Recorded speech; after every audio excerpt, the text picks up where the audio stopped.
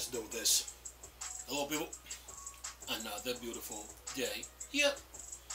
Hope your five senses work, health, and strength is good or excellent on a Sunday.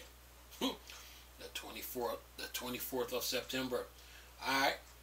What's up, Steam Deck fans? Steam Deck Tribe, Steam Deck Nation, Steam Deck Universe, Steam Deck World, Steam Deck Legion, what's good?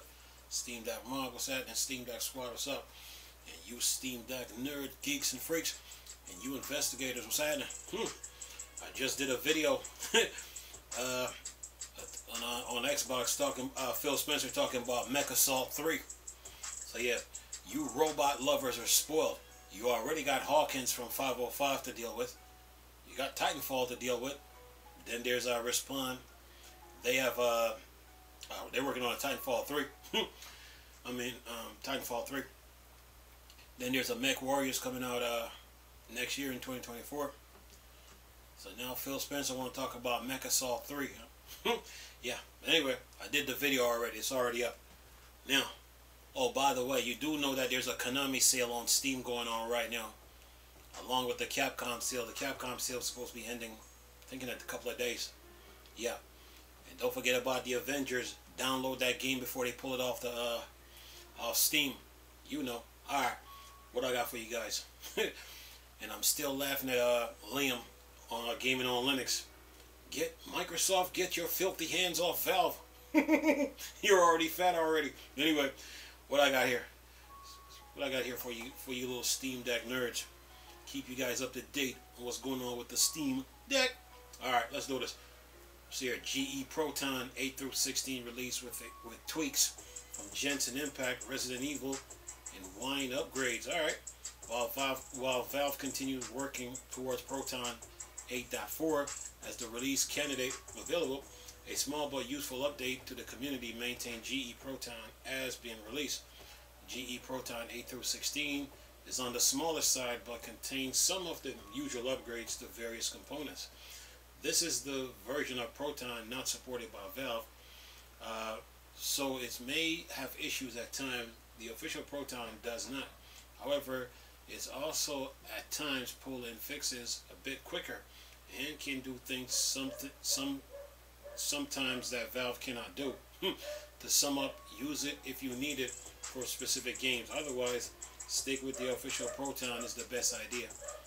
More about Proton can be found in my Proton beginner guide. Alright, so 8 through 16. Okay, what do we got? Imported build changes for upstream Proton. Update Wine to latest bleeding edge. Update DXVK to latest Git. Update VKD3D Proton to latest Git. Add patch to fix Genshin Impact crash on opening long URLs thanks to Igloo47 and Awakening on Discord. Proton fixes removes various no longer needed for video playback fixes for Resident Evil games.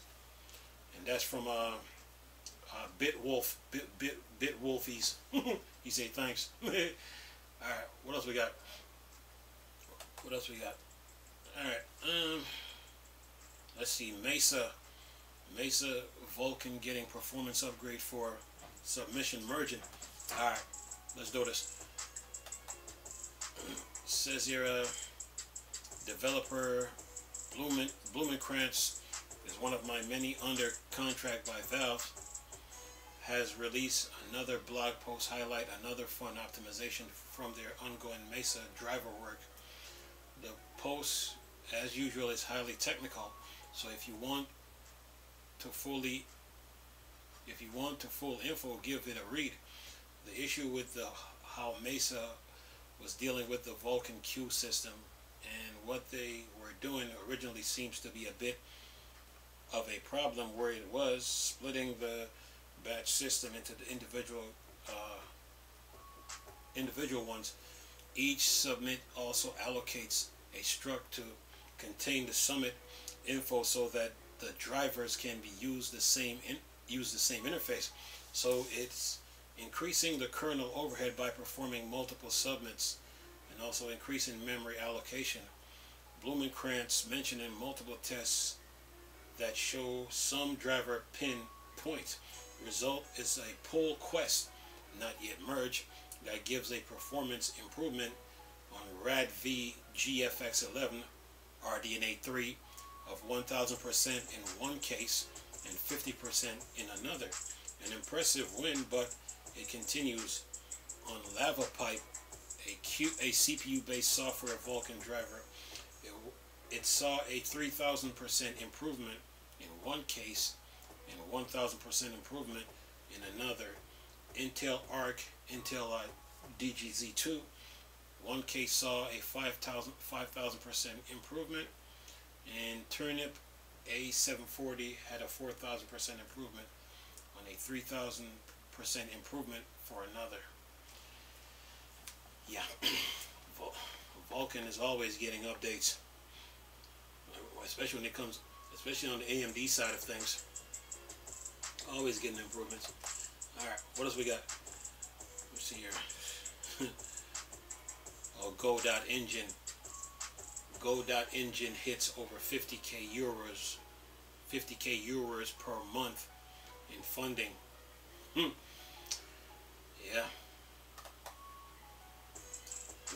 Says here, one of the big winners of the Unity debacle is the free and open source Go.Engine, which has seen its funding soar to a much more impressive level as Unity basically gave them free advertising. Certainly helps that Godot ends up launching their new funding program on the same day Unity announced their hated runtime fee system.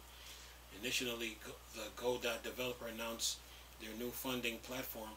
They only had around 25,000 per month from 438 members.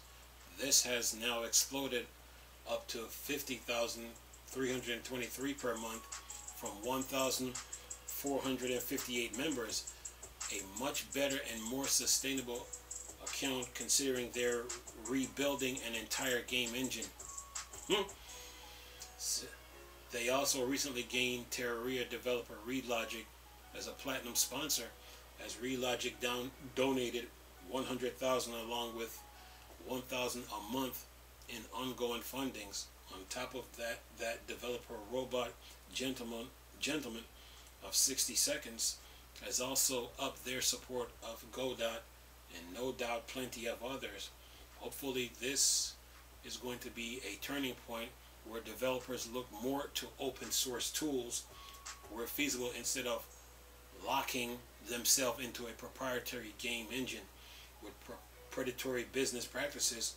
Unity has proven multiple times now they're willing to break developers' trust, like they're messing around with terms of service, TOS. Well, those developers, like I told you yesterday, they were all into to Unity, and it's like they weren't paying the other open source engines on the market any attention. So when Unity decided to make a move now and make some changes, they were all mad about it.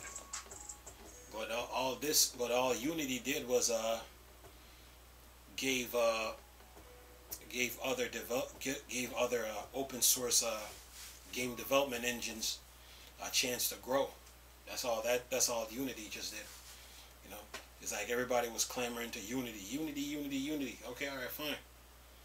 But then the heads at Unity like, okay, you know, we got to change something around here. Pull the rug from under them. Everybody, all those developers they're like scattering all over the place now, looking for a new open source engine. But now they have found a way. So yeah, don't put all your eggs in one basket, you know. And that's what really happened in that whole situation. Unity's trying to rebuild the bridge that they burned, but developers are going elsewhere. So it's gonna be interesting to see how Unity recovers from this, you know, and go on from there. But other than that, that's life in the gaming industry for you. Yeah. All right. What else? What else we got? Anything else?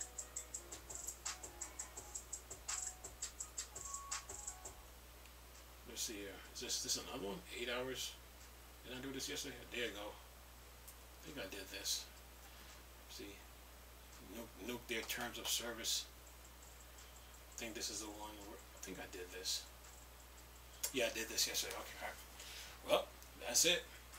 That's all the news I got to report on the Steam Deck side of things. Hope you enjoyed the video. Nice talking to you people again. Chris, still Star Wars and Star Trek playing. Or Dark Side. Peace.